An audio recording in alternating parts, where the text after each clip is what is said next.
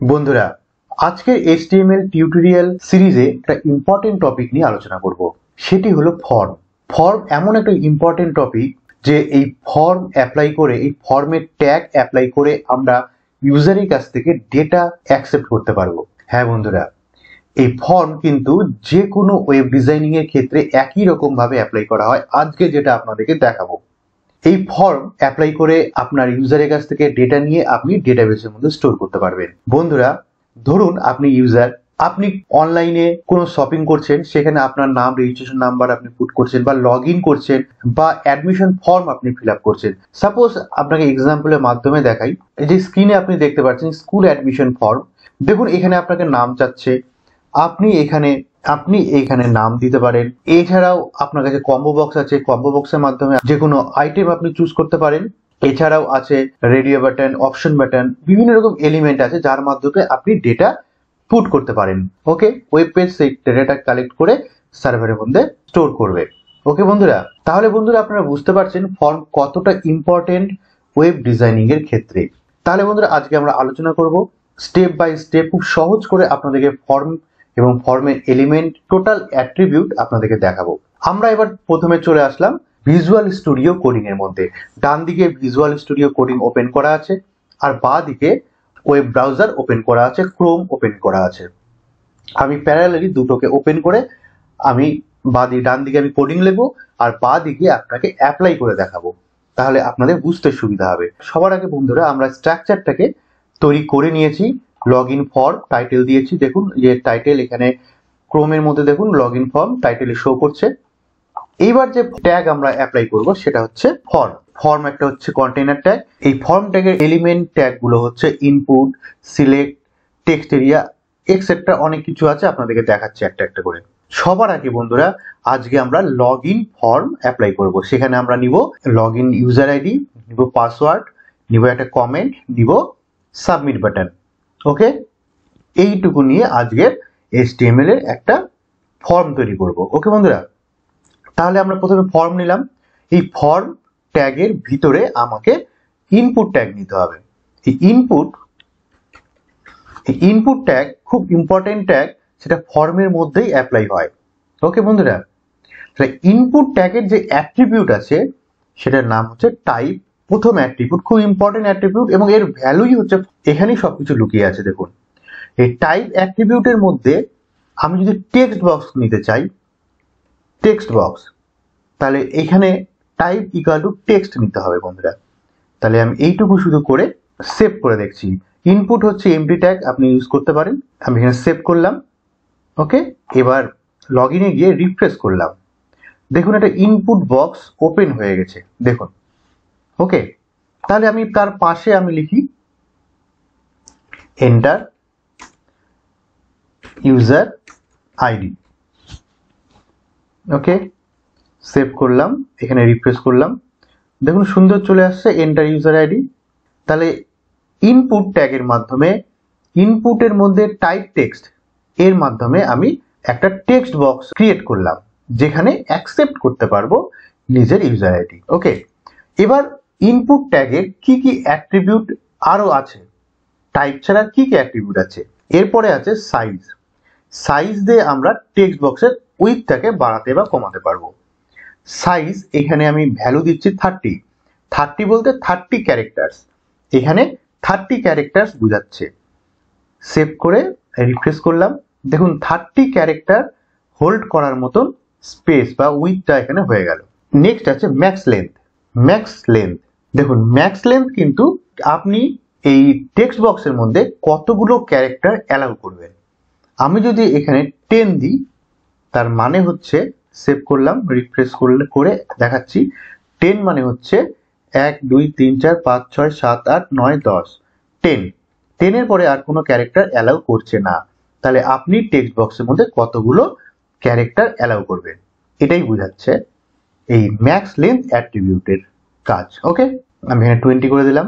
এরপরে আছে place holder, এখানে আমি লিখলাম এন্টার নেম, সেভ করলাম, এখানে F5 করলাম। দেখুন প্লেস হোল্ডারের কাজ হচ্ছে এই টেক্সট বক্সের মধ্যে আপনাকে ওয়াটার মার্কের মতন দেখাবে যে এখানে কি লিখতে হবে, নাম লিখতে হবে।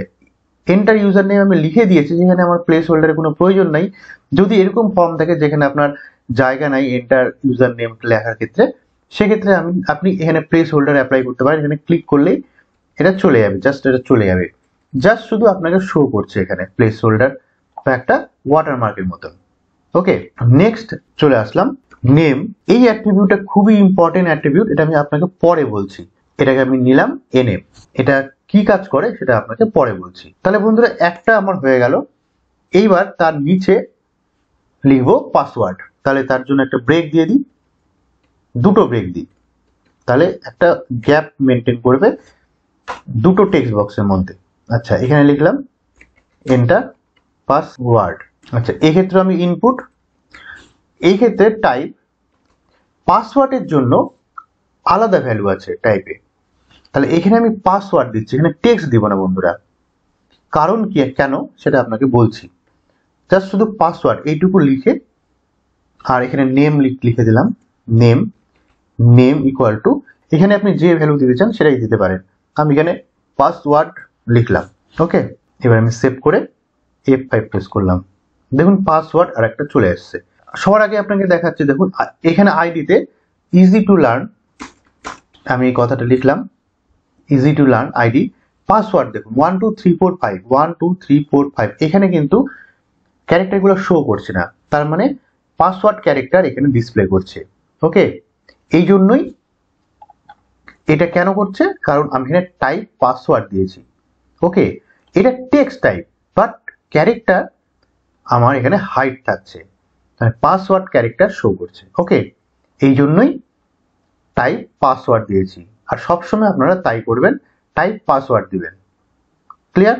এবার নেক্সট তার নিচে আমি একটা কমেন্ট নিব, কমেন্ট। আচ্ছা, তার আগে একটা ব্রেক দিয়ে দিই, তাহলে গ্যাপ মেনটেন থাকবে। কমেন্ট, কমেন্টের এখানে আমি আরেকটা টেক্সট বক্স নিব। এই টেক্সট বক্সটা কিন্তু মাল্টি লাইন হবে, মানে এন্টার মেরে আমি নিচের লাইনে কিছুটা লিখতে পারবো, প্যারাগ্রাফ লিখতে পারবো, বা কারোর সম্পর্কে কোনো কমেন্ট লিখতে পারবো। এখন আমরা যে টেক্সট বক্স নিলাম সেখানে কিন্তু আমরা এন্টার মারতে পারবো না, কারণ একই লাইনে লিখতে পারবো। কিন্তু কমেন্ট বা রিমার্কস এইসব যে অপশনগুলো থাকে সেখানে আমাকে অনেকটা লেখার জায়গা দিতে হবে বা এন্টার মারার জায়গা দিতে হবে। তার জন্য যে ট্যাগ ব্যবহার করব সেটা হচ্ছে টেক্সট এরিয়া। তাহলে টেক্সট এরিয়া এর অ্যাট্রিবিউট কি কি আছে? এর অ্যাট্রিবিউট সবার আগে আছে কলস, মানে হচ্ছে column equal to 30, rose equal to 3। এটা মানেটা কি পরে বলছি আপনাকে, আগে রান করে দেখিয়ে দিই। দেখুন এইটা এই পর্যন্ত আমি করলাম, সেভ করলাম, F5 করলাম, দেখুন কমেন্ট চলে আসছে। এখানে একটা ব্রেক দিয়ে দিই, তাহলে আরো ভালো লাগবে দেখতে। সেভ, F5, দেখুন এইটা একটা আমার বক্স চলে আসলো, কমেন্ট বক্স। ওকে, এখানে আমি সামথিং কিছু লিখতে পারবো, এন্টার মেরে আবার পরের লাইনে লিখতে পারবো, এন্টার মেরে পরের লাইনে লিখতে পারবো। এইভাবে আমি অনেকগুলো লাইন লিখতে পারবো। ঠিক আছে, তাহলে এখানে কলামস 30 বলতে কি, যে এই যে কমেন্ট যে বক্সটা আমি নিলাম, টেক্সট এরিয়া বক্সটা, এটা হচ্ছে লেন্থটা কতটা হবে, মানে উইথটা কতটা হবে, 30 ক্যারেক্টারে উইথ হবে। আর রোজ বলতে আমার কতগুলো রো ডিসপ্লে করবে, মানে হাইটটা কতটা হবে, তিনটা লাইনের জন্য যে হাইটটা প্রয়োজন সেই হাইটটা এখানে হবে। ওকে, রো বলতে বোঝাচ্ছে যে স্পেসিফাই হবে কতটা হাইট, তো মানে তিনটা রো ডিসপ্লে করার মতন হাইট। আর কলামস বলতে 30টা ক্যারেক্টার ডিসপ্লে করার মতন উইথ। ওকে বন্ধুরা, তাহলে বুঝতে পারলেন এটা হলো টেক্সট এরিয়া, এটার এমটি ট্যাগ না, এটা হচ্ছে কন্টেইনার ট্যাগ। ওকে, এবার চলে আসবো আমরা বাটনে। এবার বাটন মানে সাবমিট করব। ওকে, তার জন্য ইনপুট টাইপ কি করব, সাবমিট। ওকে, আর ভ্যালু দিব হচ্ছে লগইন। এখানে সেভ, এখানে হচ্ছে আমি ট্যাগটাকে ক্লোজ করলাম। তাহলে ইনপুট এখানে টাইপ করলাম হচ্ছে সাবমিট। তাহলে বন্ধুরা দেখুন, আমি কিন্তু ইনপুট ট্যাগ প্রথমটার জন্য নিলাম, দ্বিতীয় পাসওয়ার্ডের জন্য নিলাম, আবার বাটনের জন্য নিলাম, কিন্তু ভ্যালুগুলো কিন্তু টাইপের ভ্যালুগুলো এখানে চেঞ্জ হওয়ার জন্য এলিমেন্টগুলো আমার চেঞ্জ হয়ে গেছে। সেভ করে রিফ্রেশ করি। আচ্ছা, এখানে একটা ব্রেক দিয়ে দিই বন্ধুরা, আর একটা ব্রেক দিয়ে দিই, দুটো ব্রেক দিয়ে দিলাম। সেভ F5, দেখুন আমার লগ ইন বাটন চলে এসছে। ওকে, তাহলে টাইপ সাবমিট বলতে এখানে একটা বাটন ক্রিয়েট হয়ে গেল। ভ্যালু লগ ইন, তার মানে এই বাটনের মধ্যে যে লেখাটা থাকবে সেটা হচ্ছে লগ ইন। আর একটা বাটন নেই পাশে, সেটা হচ্ছে input type reset value equal to clear. কি কাজ করে এই দুটো, কি কাজ করে আপনাকে দেখাচ্ছি। সবার আগে ইউজার আইডি নিলাম, ইজি টু লার্ন। এবার পাসওয়ার্ড নিলাম, পাসওয়ার্ড 1 2 3 4 5, কমেন্ট সামথিং, কিছু কমেন্ট দিলাম। দেওয়ার পরে এবার আমি লগ ইন করবো। লগ ইন যখনই ক্লিক করব তখন কি হবে, আমার যে ইনফরমেশন গুলো হবে সেই ইনফরমেশন গুলো সাবমিট হবে কোথায়, সার্ভারে। ওকে, তাহলে সার্ভারে কি করে সাবমিট হবে, সার্ভারে সাবমিট করবে ফর্ম। ফর্মের কিছু অ্যাট্রিবিউট আছে, যে অ্যাট্রিবিউট গুলো সাবমিট করবে আমার সার্ভারের মধ্যে। দেখাচ্ছি বন্ধুরা। ও তার আগে আমি এই জায়গাটা ভুল হয়ে গেছে, সেভ করে F5 বা রিফ্রেশ প্রেস করি, এই যে ক্লিয়ার। তাহলে লগ ইনের কাজ হচ্ছে আমার ডেটাগুলোকে সাবমিট করবে। ওকে, আর ক্লিয়ারের কাজ কি, রিসেট করবে। সাপোজ এখানে আমি কিছু লিখলাম, লেখার পরে আমি যদি ক্লিয়ার করতে চাই তাহলে আমি ক্লিয়ার বাটনে ক্লিক করব, দেখুন ক্লিয়ার হয়ে গেছে। তাহলে দুটোর কাজ হচ্ছে লগ ইন আর ক্লিয়ার। এবার লগ ইনটা, এই লগ ইন করবো, লগ ইন মানে হচ্ছে এখানকার ডেটাগুলোকে আমি সেন্ড করব। কোথায় সেন্ড করব, সার্ভারের মধ্যে। তাহলে কিভাবে করব, তাহলে এটা করতে গেলে আমাকে ফর্মের দুটো অ্যাট্রিবিউট আছে। সবার আগে অ্যাকশন, খুব ইম্পর্টেন্ট বন্ধুরা। দেখুন অ্যাকশন, যে ফাইলের মধ্যে আমার ডেটাগুলোকে পাঠাবো, মানে এখানে ব্যাক এন্ড ফাইল, এটা হচ্ছে আমরা ফ্রন্ট এন্ডে করছি কাজ। এবার ব্যাক এন্ডে যে ফাইল থাকবে, ধরে নিন পিএইচপি হতে পারে, জাভা স্ক্রিপ্ট ফাইল হতে পারে। ওকে, যে ফাইলটা হবে সেই ফাইলের মধ্যে আমার এই ডেটাগুলো সাবমিট হবে। সাপোজ এখানে আমি abc.php করতে পারি। ওকে, তার মানে পিএইচপি ফাইল, সেই ফাইলের মধ্যে এই ডেটাগুলোকে যাবে এবং ওই ফাইলের মধ্যে এই ডেটাগুলোকে নিয়ে ক্যালকুলেশন হবে এবং পিএইচপি ফাইলই সার্ভারের মধ্যে বা ওদের ডেটাবেসের মধ্যে স্টোর করবে। ওকে, তাহলে অ্যাকশন বলতে বোঝাচ্ছে যে ফাইলের মধ্যে আমি ডেটাগুলোকে সেন্ড করব, এক নাম্বার। আর একটা অ্যাট্রিবিউট আছে, সেটা হচ্ছে মেথড। এটাও খুব important attribute. Method equal to, আমি দুটো হতে পারে, এক গেট আর না হয় একটা পোস্ট। গেট কি বন্ধুরা, গেট হচ্ছে যখন আমার ডেটাগুলো আমি পাঠাবো থ্রু ইন্টারনেট, তখন ইউআরএল ভেরিয়েবলের মাধ্যমে বা ইউআরএল এনভায়রনমেন্টের মাধ্যমে যাবে। ওকে, সাপোজ আপনাকে দেখাচ্ছি, সেভ করলাম। দেখুন বন্ধুরা, এবার আমি লিখলাম এখানে ইজি টু লার্ন। এবার পাসওয়ার্ড দিলাম, এখানে কিছু সামথিং কিছু লিখলাম। লেখার পর লগ ইন যখনই ক্লিক করব, দেখুন এনএম বলতে প্রথম ইনপুট ট্যাগের যে নেম দিয়েছিলাম সেই নেম ভেরিয়েবলের মধ্যে ইজি এই কথাটা স্টোর হয়ে চলে যাবে। পাসওয়ার্ডের মধ্যে 1 2 3 আমি দিয়েছিলাম, এটা স্টোর হয়ে চলে যাবে। কিন্তু সবই কিন্তু দেখা যাচ্ছে, দেখুন এই ইউআরএল এর মাধ্যমেই কিন্তু আমার এখানকার ইনফরমেশন গুলো ওই পিএইচপি ফাইলের মধ্যে যাচ্ছে।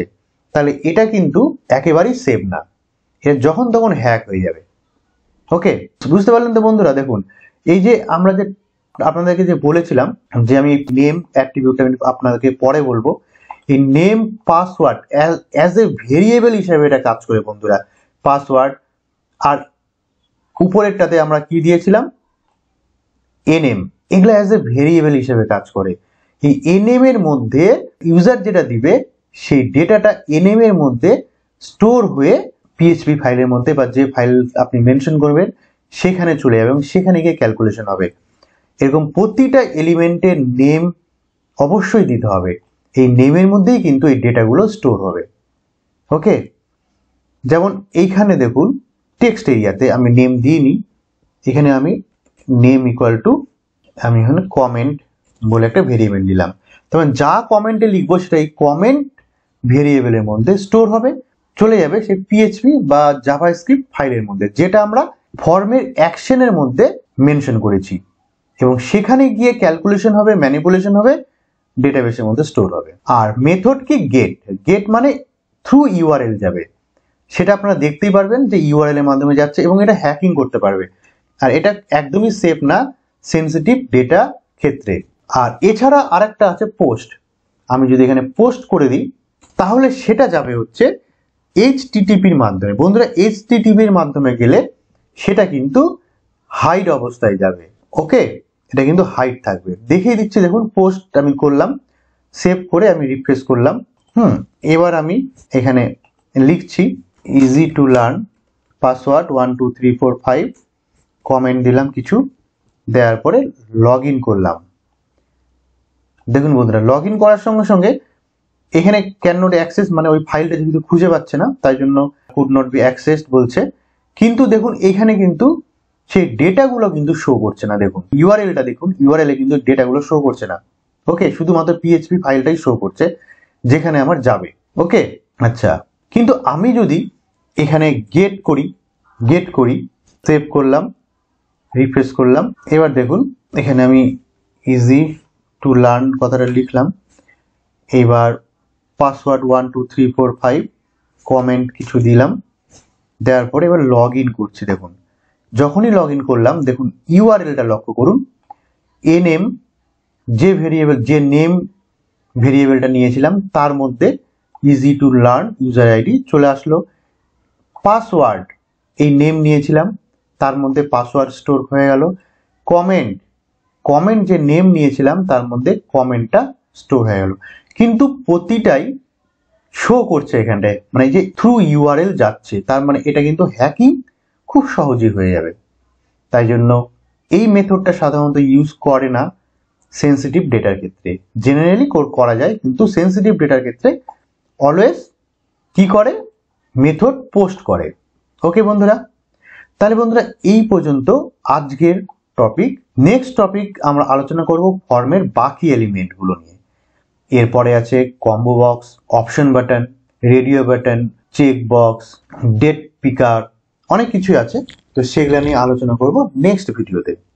তো বন্ধুরা আজকের ভিডিওটি যদি আপনাদের ভালো লাগে তাহলে অবশ্যই লাইক, শেয়ার এবং সাবস্ক্রাইব করে দেবেন। ততক্ষণের জন্য ধন্যবাদ।